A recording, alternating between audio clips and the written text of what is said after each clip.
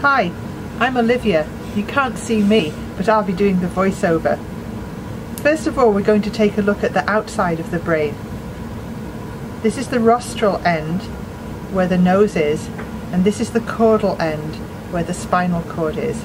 The first thing that we can see is that the brain is covered all over by a very thick protective membrane. So the first thing we're going to do is to get rid of the membrane so that we can get a closer look at the brain structures. The membrane is much more tightly attached to the underside of the brain, so we're going to start off by removing it from the top. Take our sharp scissors and, keeping the point up, we cut the brain around the top surface like this,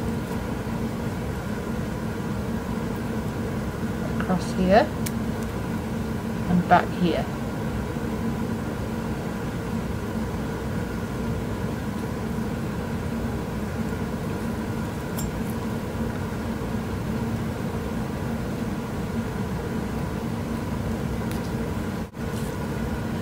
We didn't film taking all of the covering off because it took quite a while. You should take time to do it properly. In particular, make sure you get the coverings out down here, like this.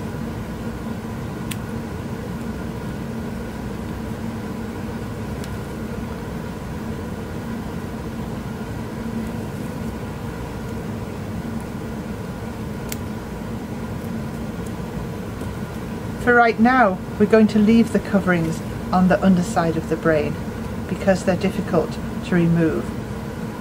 We'll get to them later.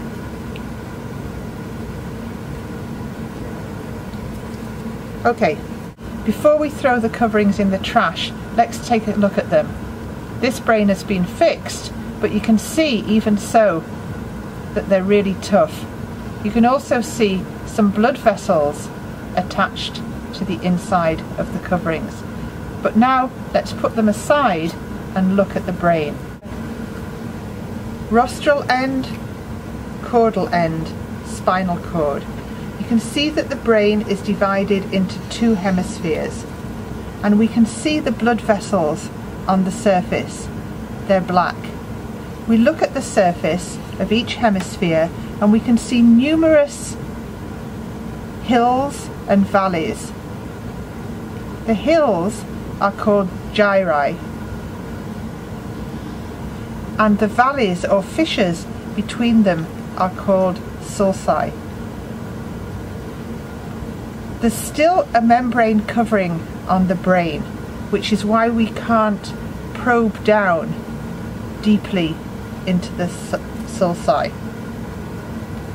The front of the brain is called the cortex, and the two hemispheres of the cortex are separated by the longitudinal fissure. You can see that I'm teasing that apart. The two hemispheres are connected in the middle by a band of neurons that pass from one side to the other. We'll take a closer look at them later. Behind the cortex is the cerebellum. The cerebellum is not divided into two hemispheres like the cortex. It has two hemispheres, but it also has a middle area we call the vermis. The cerebellum sits on top of the brainstem, and then coming from the brainstem is the spinal cord. I spent some time cleaning up the base of the brain, getting rid of the covering so we can get a better look at it. In particular, I trimmed off this bit to reveal the optic nerve more closely.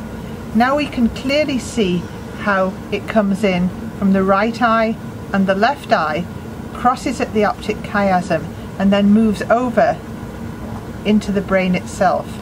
You can see the optic nerve moving under here.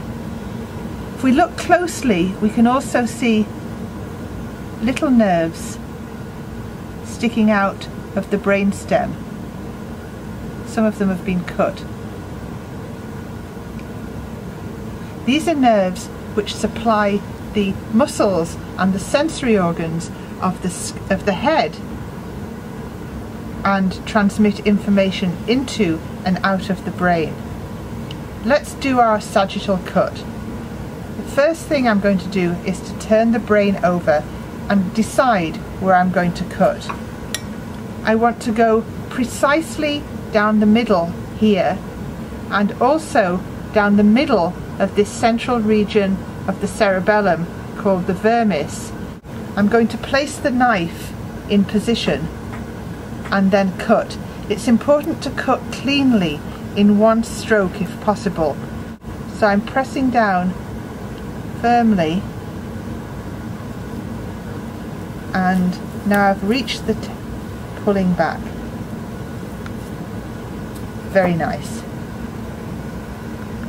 We can now see the brain open like a book and get some idea of the inside. Rostral, caudal, spinal cord, brainstem, cortex, and then subcortical structures. We can see the cortex very clearly, and now we can start to see the sulci, the fissures, and the gyri quite clearly. Here we see this space is called the lateral ventricle, and here on this side you can see it more clearly. Above the lateral ventricle is that band of neurons that we saw down the fissure previously. This band of neurons that connects one side of the brain to the other. Moving back, we can see the cerebellum, and you can see how its name, the tree of life, arose. It looks just like a tree, and like the cortex, it also has folds and fissures between the folds. Another name for the cerebellum is the little brain, and it's responsible for a great deal of unconscious learning that's carried out to control movement. Cortex, corpus callosum, lateral ventricle, cerebellum, brainstem, spinal cord. The brainstem has three parts: the medulla, the pons, and the midbrain. Here we have the thalamus, which is a very important, the thalamus, and here we have the hypothalamus. Now I'm going to detach the subcortical structures from the cortex. First thing I'm going to do is to detach the cerebellum. You can see how the cerebellum is connected to the brainstem at the region of the pons. We can move back, just tease out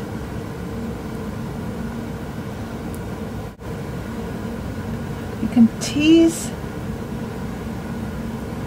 the cortex apart from the cerebellum, from the brainstem, from the subcortical structures, and you can see these radiating, these radiations coming from the cortex to and from the thalamus. These are called the cerebral peduncles, because they bring all the information from the cortex into the thalamus. You can see how all the neurons are coming from the cortex to the subcortical structures that we've removed. Now we're left with the spinal cord, the brain stem, medulla, pons. See how the pons went into the cerebellum. Medulla, pons, and midbrain. And also the thalamus. And we can see very clearly the different areas of the thalamus and neurons that run through the thalamus into the cortex and out from the cortex.